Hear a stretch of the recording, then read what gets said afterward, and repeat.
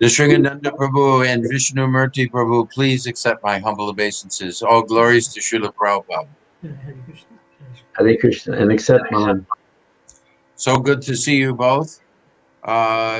This is part of our continuing series, and in fact, this will be the last installment of 9 chapters in exploring the position that Srila Prabhupada has in ISKCON as first the founder Acharya, and then the second, the preeminent Siksha Guru for all devotees for all time in ISKCON.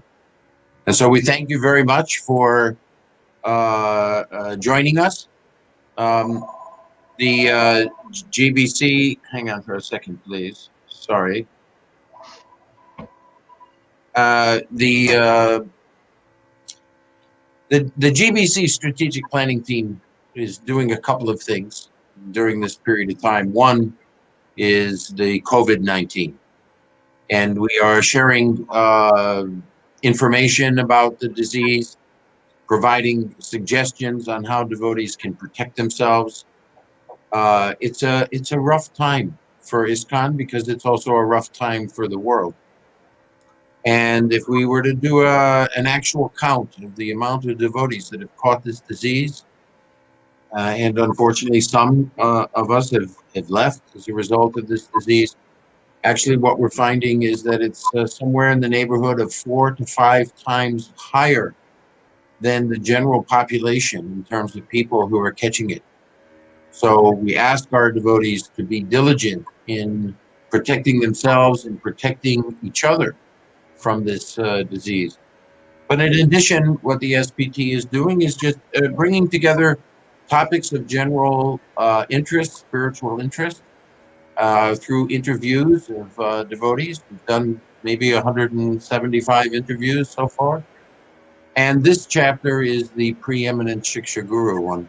So we thank you so much for being part of it. Maybe we'll start with Nrsimhananda Prabhu. Prabhu, if you could just give us a little bit of your background and your famous devotee, as is Vishnu Murti Prabhu, but maybe some of our audience doesn't know so much of you. And maybe you could just end that with what your most current service is. Well, first of all, I am just very honored to be included amongst the August Assembly that you put together. And I hope that I can offer something as even one small bit is as profound and moving as all of the other speakers. By Krishna's grace, maybe something can come out. I, of course, joined in Chicago, got a Back to Godhead 3 days before I left London. And by the time the plane landed, I didn't go home. I just went to the temple. There was a address there in the magazine.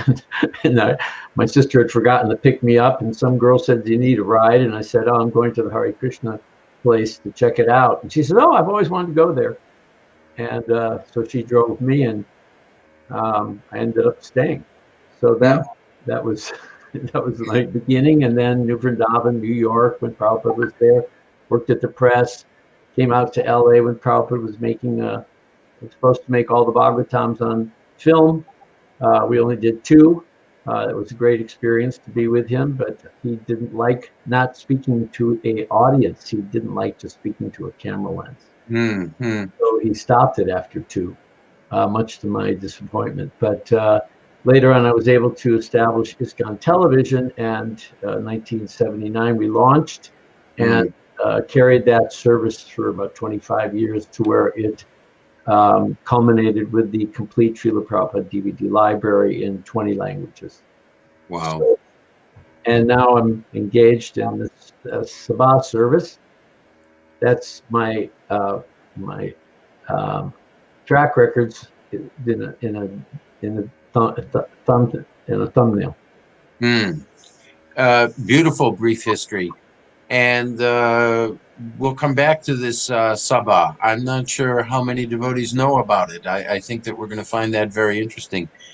Vishnu Murti Prabhu, please give us some background from your holy self. Okay, I'm originally from New Zealand. I left New Zealand when I was 16, looking for something very valuable in life which I knew was out there, but I didn't have in my possession. I actually heard about the devotees first when I was in Morocco in 1978, in the winter of 77. And I'd actually just started to pray to God for a guru. And then I heard about the devotees. So I ended up meeting the devotees by going to Bhaktivedanta Manor. Ah, And I was very impressed. You know, they had answers to all my questions. But I went out, I had to think about it. And about a month later, on my night before I left London to go back to Holland, where I was living, I went back to the manor. And I got the association again of the devotees. I was very happy with that. And they tried to get me to stay. They wanted me to join. You know, they said, "You're an intelligent boy, you should stay." And I said, "Well, I'm going to India, so I can meet you there." Because in 77, I just about made it to India. I was in Afghanistan, but I came back. oh, So I said, "Can I have a Bhagavad Gita?" And they said, "Yes." So I took a Bhagavad Gita. And I said, "Can I have some beads?" And the devotee, he went to give me the beads, and then he pulled them back. It was very interesting. He said, "I'm only going to give you these beads if you promise to chant every day." mm, So I thought about that. You know, I respected the devotees. I didn't want to make a false promise. So I actually said, "I promise." And I took the beads. So I went back to Holland. That's where I was staying with friends. And I chanted 4 rounds the next morning. And I read the Bhagavad Gita the whole day. And the next day I chanted 8 Bhagavad Gita, 12 Bhagavad Gita, 16. In 4 days, I was chanting 16 rounds. And reading Bhagavad Gita, I stayed there for 2 weeks. And basically from reading the Bhagavad Gita, meeting Prabhupada in the form of the Bhagavad Gita, I became what I considered to be a free man. I mean, I had to find out later. There's still some work to do to become free. And anyway, so I started going to India, but I got caught by Prabhupada and the devotees in the south of France, and that's where I joined. mm, So I joined in the summer of 78. mm. And I was very happy to have joined the mission. And, you know, I went out and distributed books for many years, Prabhupada's books. And they asked me then to take care of some management in New Mayapur with Indradumna Swami. And, you know, up until 1986, I was distributing books. I was in the ashram completely, not even in the ashram, traveling.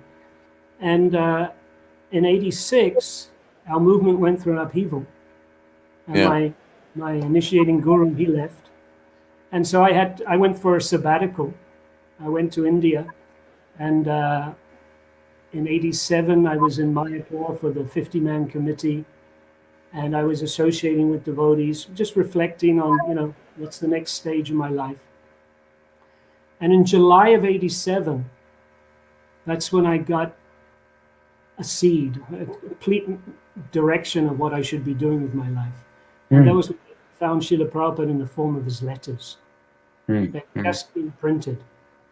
And 5 sets had arrived in London. I was in London and I took a set and I read. Was this the Shikshamrita? No, Shikshamrita came in 92. This is the 5 volumes. Okay. Yeah. I have those. Yeah. Okay. I remember. And I read them threadbare. And I created my own Shikshamrita, actually. And I was overwhelmed of Prabhupada's presence, you know, as an individual, because we were, you know, we didn't meet Prabhupada. So, you know, Prabhupada was there. He was distant from us because there was zonal acharya years. We had to please Prabhupada through the acharya, the present acharya.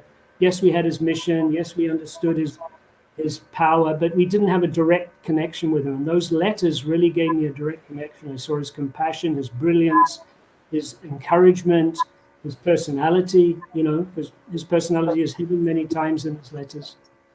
Anyway, that set in motion a whole direction, which was 32 years ago, of me deciding that it was very important to give Prabhupada to the devotees, give Prabhupada to the non-devotees. And this is then the seminal birth of Vanipedia.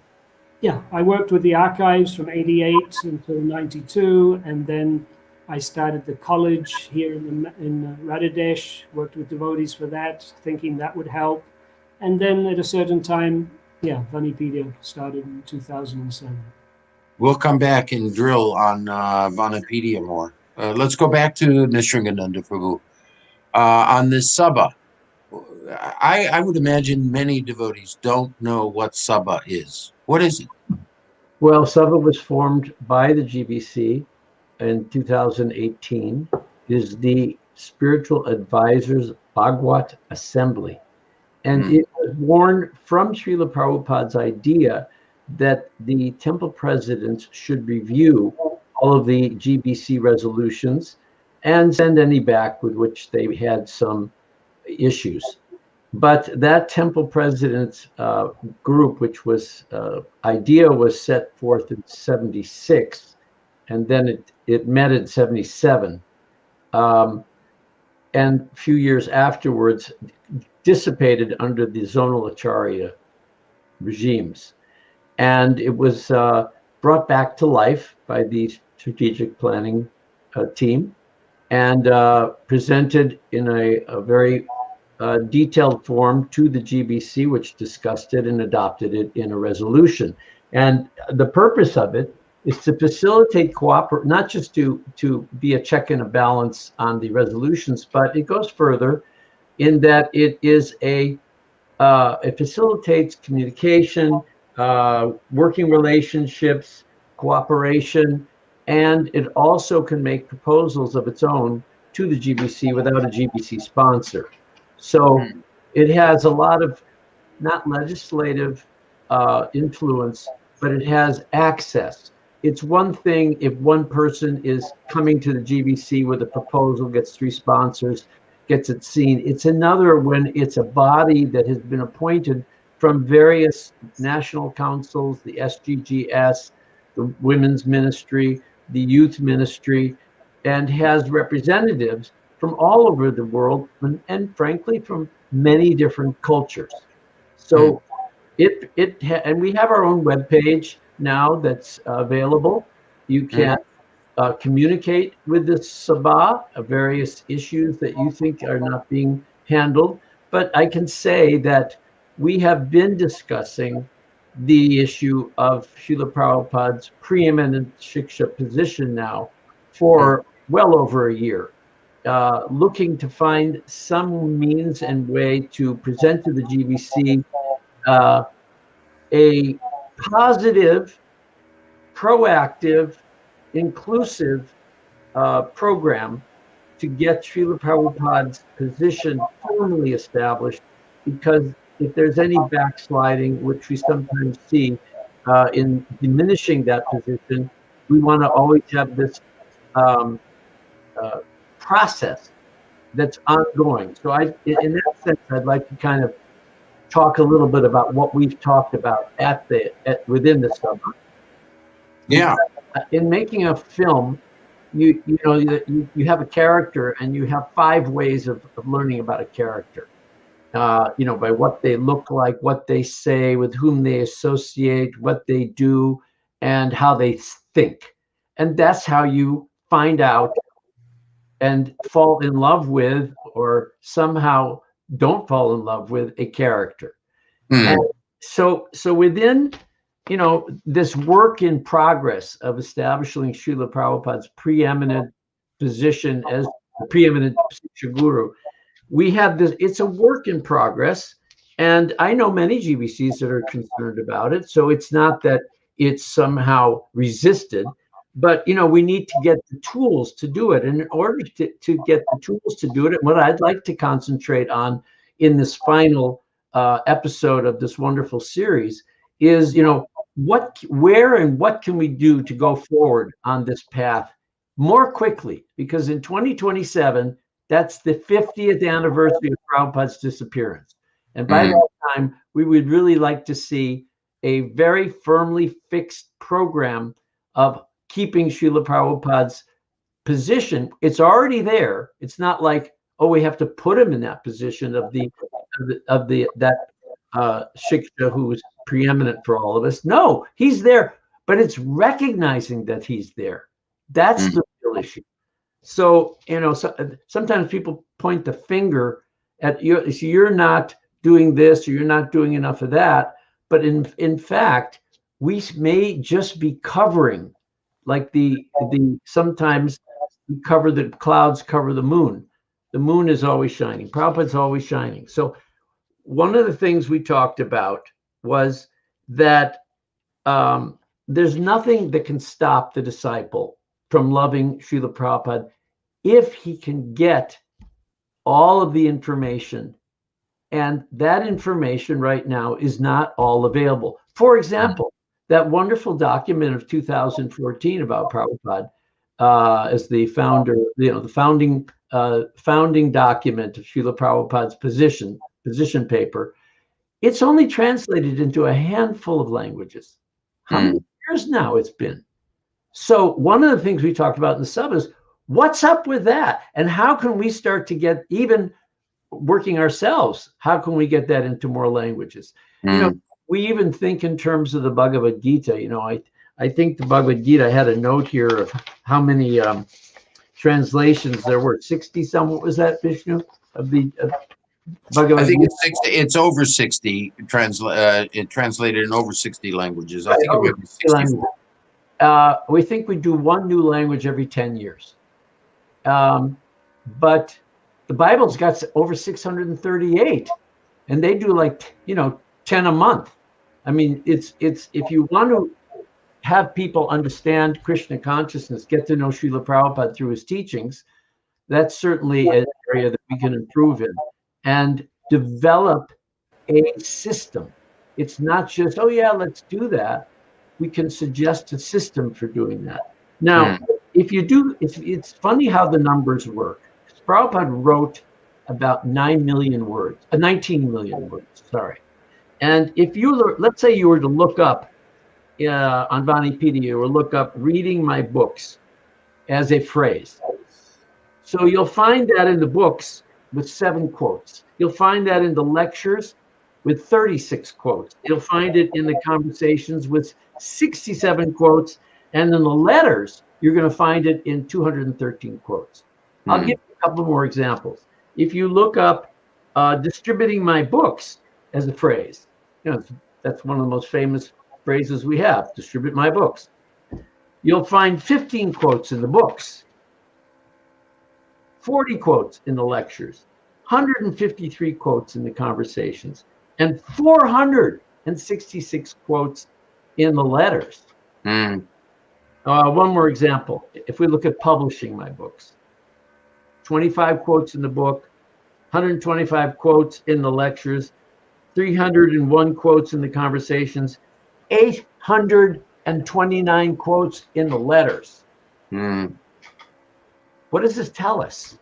It tells us that even though some people, and there are some, that even believe the letters should be phased out of public access, there are people who think like that. Well, what are you removing? Remember, I said there are 5 ways you know how to know a character. So, I didn't even mention videos as a way of knowing Srila Prabhupada, but these are means and ways that need to be available in print, and not only available in print, but in print in many languages. So that's one practical starting point, is that the GBC needs, and at least in my own opinion, we haven't come to a consensus yet because we're still churning all this on the Sabha. The GBC needs to come to prioritize the accessibility of all of the means of knowing about this character named Srila Prabhupada. Okay, now in a letter to Prana in 1977, not long before Prabhupada left in July, Prabhupada says, does he think you will find something else in these transcriptions that are not in these books? He asked that question. And what's the answer? Yes, of course we're going to find stuff. It's not that Prabhupada's saying, don't look outside my books. Don't listen to my lectures. don't read my conversations. No. And I think it's been very the quote has been taken out of context and not understood properly.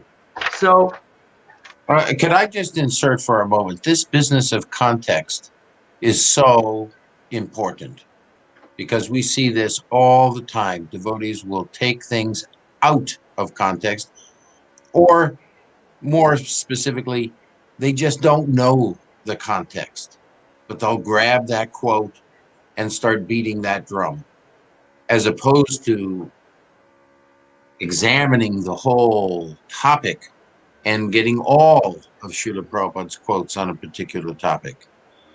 That seems to be one of the fundamental notions of Vanapedia, yeah? Correct. Yes, that's what Vanapedia is doing. So let's just shift to Vanapedia for a moment, Vishnumurti Prabhu. What are you trying to do with this? And not trying to do. What have you accomplished in this whole area of Prabhupada being the preeminent Siksha Guru? Well, we're in the process of creating an unparalleled manifestation of Srila Prabhupada's teachings. We present all of Prabhupada's teachings in their original format, in text, audio, or video, but we also compile them by subject. And it's an exploration process. So we've been doing this for many years, and different devotees have been involved. And we're seeing that we are filling in the dots, if you like. You know, we're taking we categorize a subject, and then we do our research, and gradually, little by little, those categories get filled up. And a bigger picture than what we originally could perceive of what Prabhupada says on the subject becomes manifest. So it's a tool inside itself to help other devotees do deeper research, and it's a manifestation of Prabhupada's presence just by itself, just to understand Prabhupada beyond our limited search that we might be looking for on a specific subject. Is it like, I'm very familiar with the Shikshamrita, so this sounds more like Shikshamrita on steroids, yeah? Totally, yeah. See, Shikshamrita is limited just to the letters, whereas we cover all the teachings, so it's more developed. It's Shikshamrita was the laborious love of Ajamil Prabhu, who spent many years doing that. We're collaborative. So it's very interesting that we have different angles, some different devotees who have different talents, different natures. So that adds to the wealth of it. I just prior to our time together, I was spending time with Vishaka Devi and asking her some questions. And one of the questions I asked was, how does she go about reading and hearing from Srila Prabhupada? And she said that in recent times, she's concentrating on certain topics and then examining Srila Prabhupada's words as it relates to those topics. Seems like Vanapedia allows us to really do that well, as long as we just have the fundamental. What do you need? The fundamental search criteria in your brain, or are you making it even easier for devotees? We make it easier, but you have to be an explorer. You have to want to explore, like deep sea diving into Prabhupada's Vani. So you have to have an exploration nature, not that you just go looking for a quote. I mean, you can go looking for a quote, but the tendency is you'll miss all the other quotes around it. So we do encourage exploration, and yes, we do encourage thematic study. And everyone, we have over 2 million quotes, we have 40,000 categories. All of these are linked to the original. How many categories? 40,000. Krishna, we tried to understand Krishna. Now, I knew one of our methodologies is to bring to life every personality that Srila Prabhupada addresses in his teachings.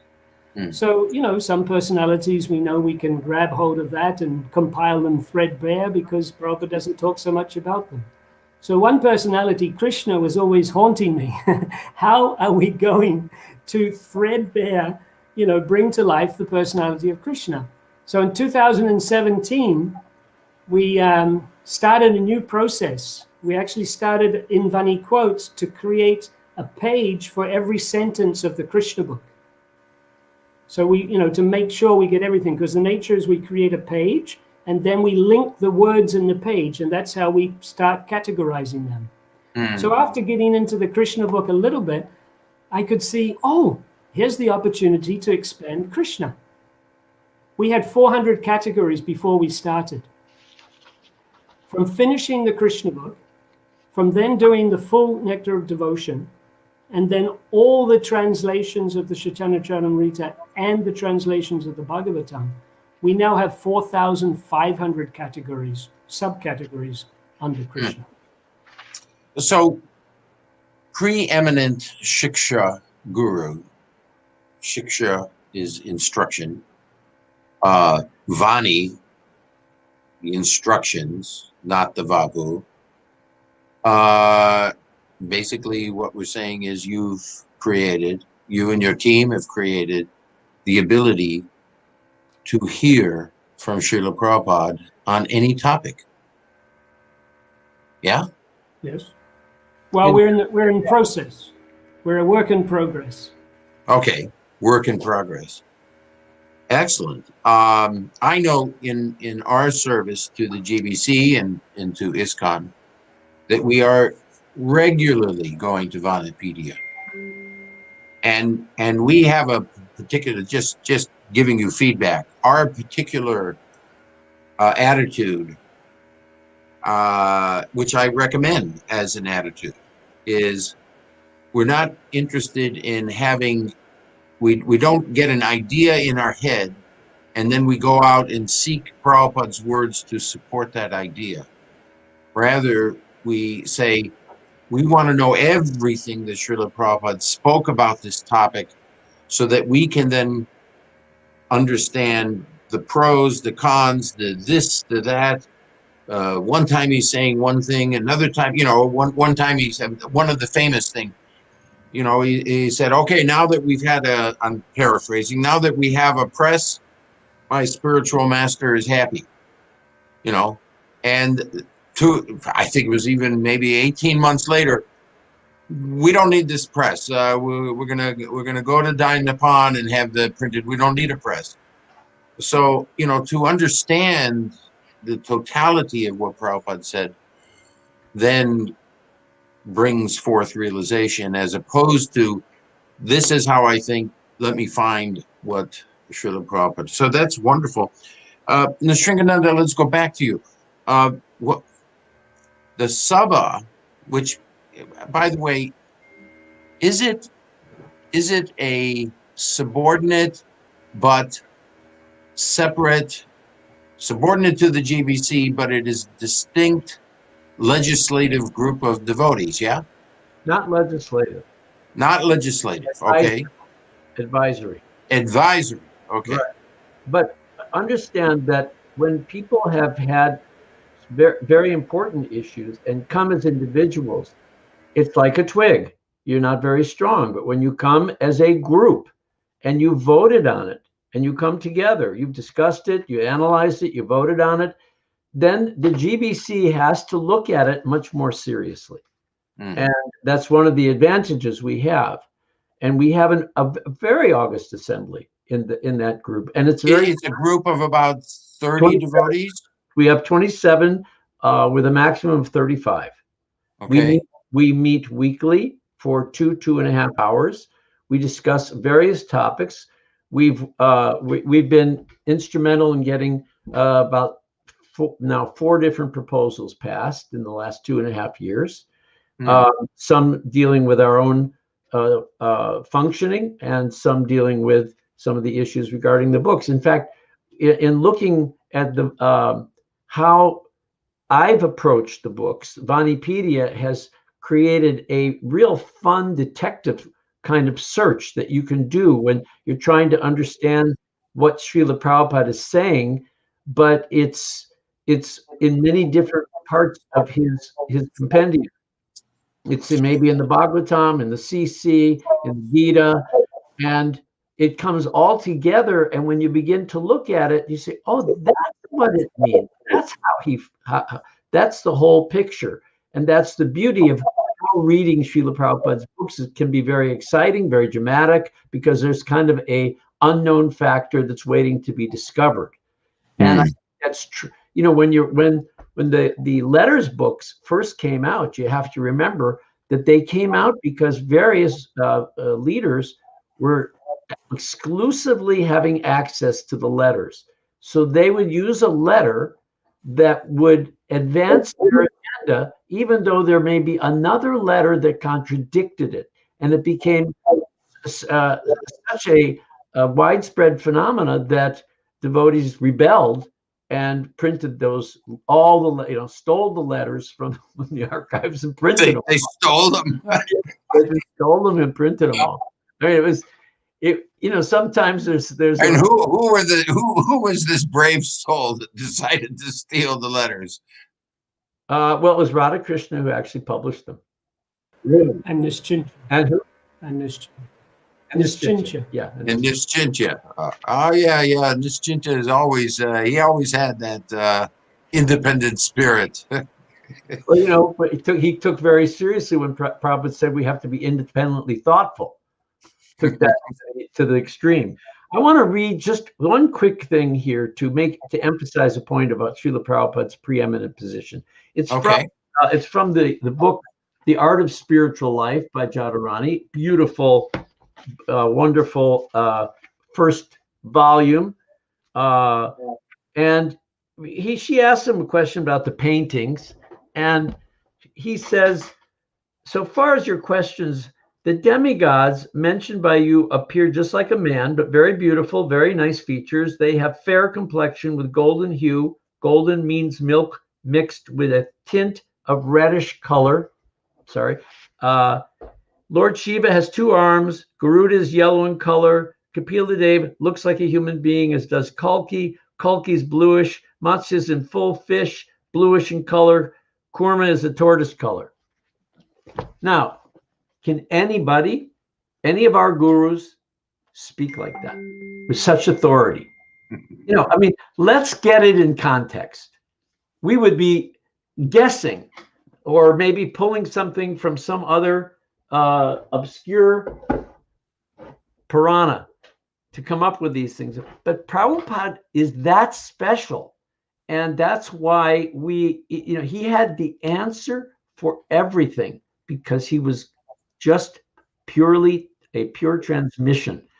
And I think that's the distinction that we all make in the Sabha, that, you have no doubts when Prabhupada speaks something, that it is coming from Krishna.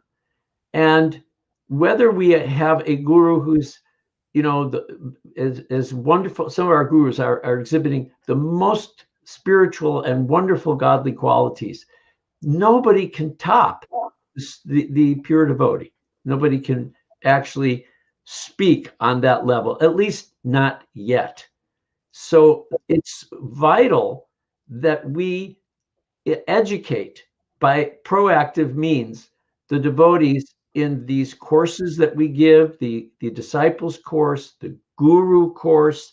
The task is to develop these actions and activity and attitudes so that Srila Prabhupada in our institution has that profile and familiarity to all of it, at least available to all of the people who are interested in coming. And in that way, we can move, if the GBC and other groups like the Sabha provide means by which this can happen, we could have a second coming of Srila Prabhupada to ISKCON, in the sense that he will manifest out of our familiarity. The more that we make that available in as many means and ways as possible. And I think if you look at Yadabar's film, you see the potential of what that does when you give someone such a well-rounded overview of Srila Prabhupada. It touches the heart. And that's what knowing about him will do. We just aren't up to speed on it yet. So the Sabha's one of the Sabha's missions is to encourage the GBC to provide the means to practically manifest this notion of preeminent Siksha Guru. Did I get that right? You got that 100%. Because if there's anything that the Sabha should do, it's to keep Srila Prabhupada's profile, his presence in the center. And that can only be done if people have the context of that. And that context can only be done if we have great support by the leaders, not just the GBC leaders, not just the global duty managers, not just the ministers, but most importantly, the temple presidents who are really setting the mood for their flocks. Well, the congregational leaders also, because that's where 90% of our population exists. I suppose I use temple presidents as a, congregational leader. They have a, outside temple. It's not an actual temple. Yes, but all leaders, Namhat leaders, congregational leaders, it has to work, it has to be promoted to work on that scale. And that needs to be a priority from the top. So Vishnu Murti Prabhu, interestingly, you are a member of Sabha also, yeah? Correct, yes, since March. So you're just recently appointed as a member. So from your Vanipedia mission, so to speak, are you feeling encouraged with this effort that the Sabha is making? Definitely. You see, like I said, this is 32 years of service for me. And I was asked a few times to be part of the SPPT, Srila Prabhupada's Position Committee. And I never got around to it. And then finally I did in 2013. So, I was there just at the end when they launched the foundational document in 2014. And for me, this was like, wow, the society is caught up. We're really going in a wonderful direction now with this. I went to Ravindra Sarup when we finally launched it and it was public. I said, now it's official, we can love Prabhupada. It was like that sort of thing. All the barriers had been taken away. But then, we've seen since 2014, there's a lot of work still to be done. We have a foundational document, but we have a philosophy of Vani, but we don't have a culture. So the work is the implementation. And even the GBC document says that it's not for casual reading, it's for implementation. So how do we implement? Yeah, this is a big issue. And the Sabha, I have found, because it's advisory and brahmanically inclined, where there is reflection and discussion, it is poised to help the GBC to be able to make long-term decisions. Can I ask both of you a question that I humbly think I already know the answer? Would that be all right? Yes. Why is it in our society that the GBC comes up with often excellent ideas, puts them into resolutions, or in this case, came up with a wonderful document, this book that we're talking about, and then from that point, not that much gets done? Why is that?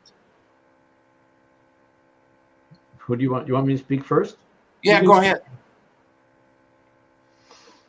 The GBC is an extremely intelligent group of people. I've had the bird's eye view now for 2.5 years.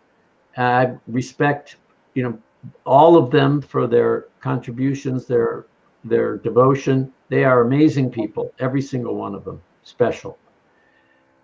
But they're not necessarily trained as managers. And the GBC has kind of these two phases. One is they're just supposed to go around and inspire people in their rounds, in their sadhana, to read Prabhupada's books, to be very sadhu-like. And on the other hand, there's this movement that just expanded as fast as the technology, and they're supposed to know how to manage an international worldwide movement with legal issues in different countries and culture wars and meanwhile a guru system that's still developing.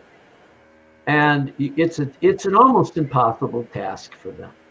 One of the things that may happen is that as the older generations of more sadhu-like people disappear, and the more trained from the GBC college managerial people come in to play their role, that implementation rather than formation will become much more expedited.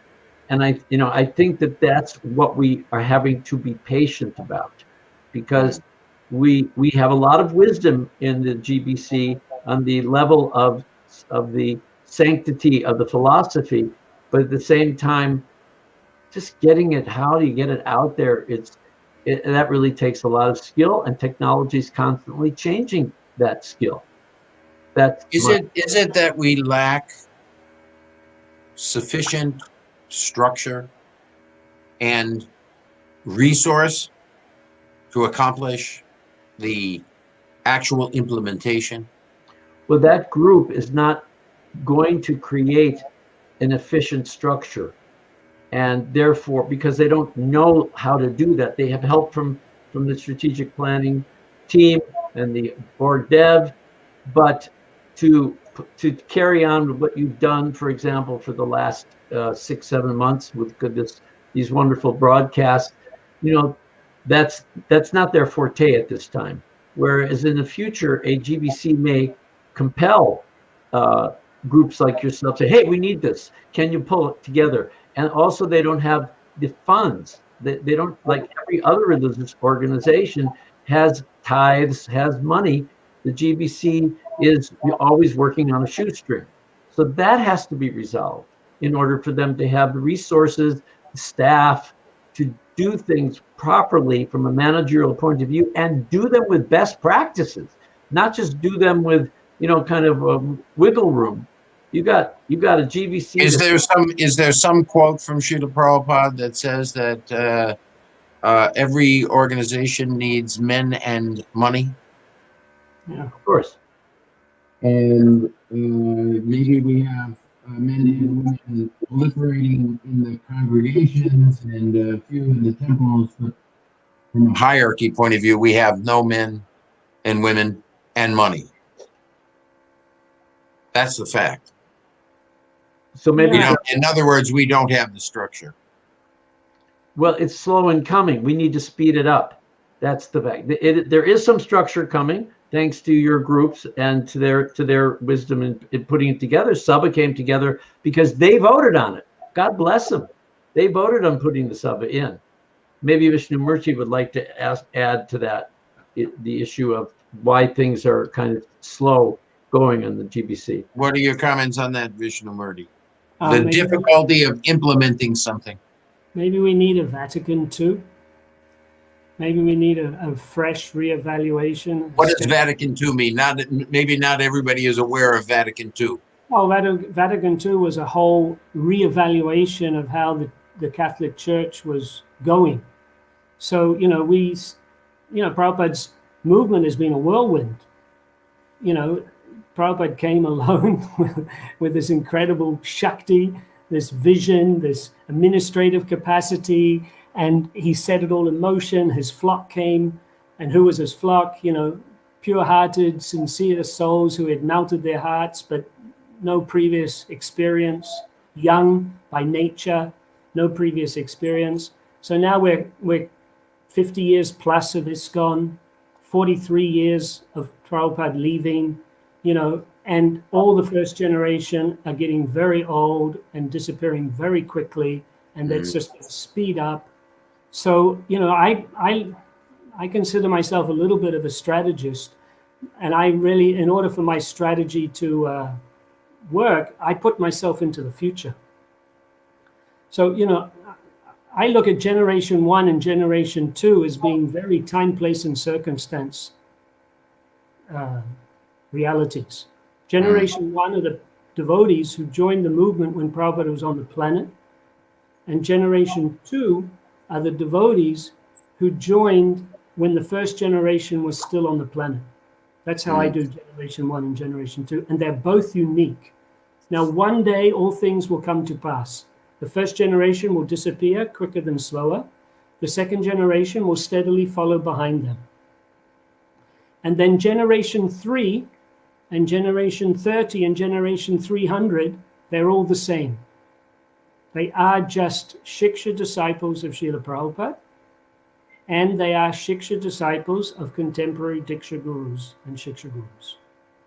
That's their definition. And how do we create an ISKCON? And this is going forward, because so many times we say we have to change, we have to evolve, but we know many things are set the way they are. So rather than trying to change what's existing, let us go out of the box and discuss what do we believe is the best phenomena of a successful ISKCON that's in motion for ISKCON 100, for example. Basically speaking, generation 2 will be gone at ISKCON 100. So what will it take? Gurus of the future, GBCs of the future, temples of the future, and to see how we can actually set up principles that allow that to be as successful as possible. And I would add to that also BBTs of the future, managers, because they are containing all of this knowledge, and they're responsible to get it out there. So we are running a little bit over, and I just have a question that is a kind of like some different words to what you were saying, Vishnu Murti, and then ask each of you to respond. Okay. Approximately 1.5% of Srila Prabhupada's disciples have taken up the position of guru. If 1.5% of Srila Prabhupada's disciples, meaning generation 2, grand disciples, if 1.5% of those devotees become gurus, we will have, within 30 years, 40 years, over 3,000 gurus. How are we going to hold and keep unified this society? And isn't this not one of the single biggest, if not the biggest, challenge? We'll start with Vishnu Murti so that we can end with Nrsimhananda. What is your thought on that issue? Well, we just have to do it right. Prabhupada said, become 10 million acharyas. And he said, make that organization. Make that organization for 10 million acharyas. Correct. So, and for me, what I do with that is, because you've got to get the numbers, right? So, first of all, we don't just define Diksha gurus, but we define Siksha gurus. So 10 million Siksha gurus. But we have to define something much more important than that. We have to define that all of those Siksha gurus are Siksha disciples of Srila Prabhupada. So when we actually, and this is it, again, our experiment of Guru Tattva with an ISKCON, we just went in a direction and backtracked and patched it up and etc. We still have not done now we've coming up with Prabhupada's position. Now it's more than him being the founder of Acharya. He's the active living presence in the heart of devotees generationally. He's the soul of ISKCON. So he is the preeminent Siksha guru. So his shelter is there. So, we can have, if we have gurus who are properly situated at Prabhupada's lotus feet, we can have those 10 million acharyas. We can have those 10 million teachers. They can give Diksha to 5 and 10 and 20 and 30 devotees. It doesn't have to be this super dupa guru that we've been born into from the time Prabhupada left, from Prabhupada's example at the time that Prabhupada left. Mm. Another approach, and this needs good discussion, Mm. you know, to take this through. There's been a lot of discussion going on. It needs continued discussion. I believe our guru system is not sustainable, and it does not lead to. Why did Prabhupada say 10 million acharyas? So that people can be very easily become Krishna conscious. That was his concern. That's right. Why did he say, you know, like follow Lord Chaitanya's instruction and become a guru? Just so that you can help people become Krishna conscious. That's why you become a guru. It's as a service. So anyway, Okay, we need a. we're good on that. Nrsimhananda Prabhu will end. What is your answer to that challenging near term, meaning just 30 years from now, our future? Well, first of all, if you look at those devotees whose spiritual masters fell down, who still continue after 30, 40 years to be steady in their service and have a very strong Siksha relationship with Srila Prabhupada, you understand that it may or may not be the Diksha Guru who becomes the preeminent influence in a disciple's life. They will always be respected, but it is a very personal experience. So the principle of how you create more and more acharyas is to actually take the burden off of their heads. It's not that hard if you're following the principles to be a guru. You don't have to be a superman or a superwoman. You just have to teach and offer what Srila Prabhupada has given us. And automatically, you'll see that the love for that guru will develop, even because he's giving you Prabhupada. It's just an automatic process. You'll be thankful. Just like the mother is thankful, more thankful when you give a gift to the child than when you give a gift to herself. It's just a selfless love. So I think that we need to really look at our courses and see how we can emphasize more this need to give Srila Prabhupada as the preeminent Shiksha Guru, so that in our guru courses and in our disciple courses, it becomes a predominant theme, not just a subject that you study. And that way, we can begin at least there to enable and empower, because being a guru, you're empowered by the previous acharya. And that's where it comes from. He is the moon. We may be stars, but we'll never be the moon. So we want to keep that, just like Lord Chaitanya is the moon, Prabhupada's our moon. We want to keep our attention from that comes from the light of the moon. That's how we have to go forward much more quickly. Thank you so much, both of you, for illuminating these points. You're doing such wonderful service. I really appreciate your time. I know your time is valuable. I find this to be a great way to end this nine series of discussions on Srila Prabhupada as our preeminent Shiksha Guru. I'd like to just say one other final word. Both of you, please stay safe. This COVID is a serious disease, so please stay safe. Thank you so much. All glories to Srila Prabhupada. Hari Bol. Srila Prabhupada ki jai. Hare Krishna. Jai.